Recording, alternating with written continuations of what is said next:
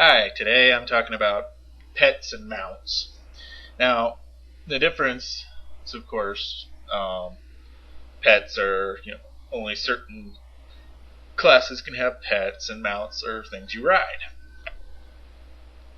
Right. But I always thought that the things should be the same.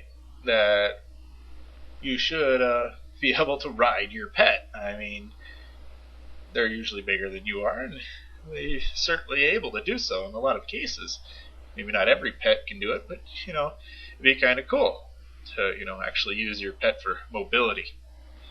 But you know, everybody, I think everybody, and they shouldn't just make a class that allows pets. That everybody should be able to do this, but they don't allow that in most games, and as a result, they just give everybody mounts, worthless, pathetic mounts, and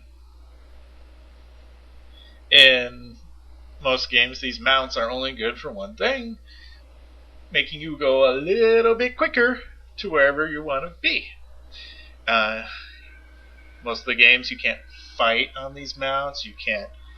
These mounts can't fight with you or for you. They can't really help you much. In some games, you're not even allowed to fight while on the mount. It's really disgustingly wrong. And the pets can fight with you. You usually can't ride them, and they're usually not very good fighters. Most people just kind of use them as tanks or buff things, and it's just sad considering what they could be. A limitation that they use right now for a lot of games is you're allowed pets, but you're only allowed like certain types of pets. You can't get any type of pet out there, any type of monster out there, which I feel is really sad and wrong because they never tell you why that's true. I mean, why can't I have a dragon for a pet? Why can't I have a spider for a pet, or a giant sea monster for a pet, or whatever? And they never really say, like, this animal's just not tameable. And you're like, oh, and this giant bear is? But, so what if it's a really powerful creature that you want as a pet? Just make it, so it's not particularly easy to have. So, or allow unique ones. Pets that only one exists per area or whatever. And you could have different ways of capturing it instead of just taming it in World of Warcraft or whatever. You could have it, like you have to be able to capture it as a baby and raise it from there, which means you have to be able to kill its mother and go into this certain area. You could do pretty much anything to make it harder to get these more powerful pets. And if your pet is your mount, if you allow everyone to have pets / mounts, then it'd be really cool to ride. Given I do know that flying mounts make things a little more interesting because you don't want a bunch of people flying around, but then again, you don't necessarily want to keep everyone from being able to have a flying mount.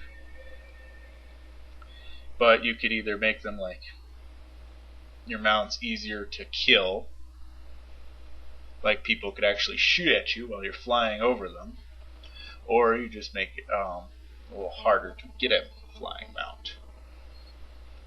But then again, maybe you do want everyone to have flying mounts to be able to, because it'd be kind of really cool to see a bunch of flying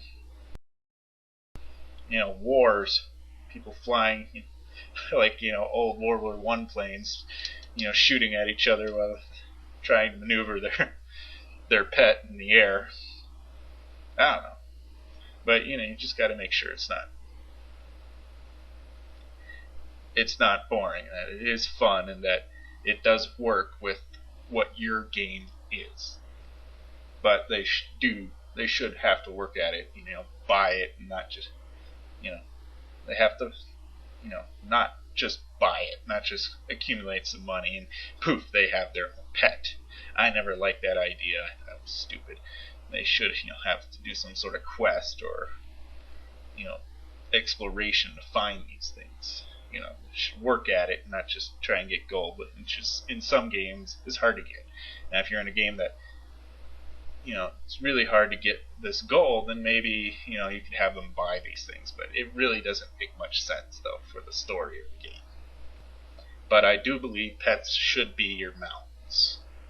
I mean, just having a regular mount that doesn't do anything, you can't train it, you can't level it, it's kind of boring. It's just used for travel and impresses noobs. I mean, you might as well be given a motorcycle to ride around.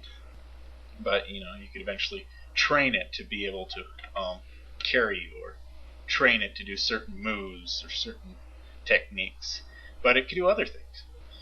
Maybe it could not only carry you, but if it's a big pet, it could carry a friend of yours or a whole party, and be transportation for everyone.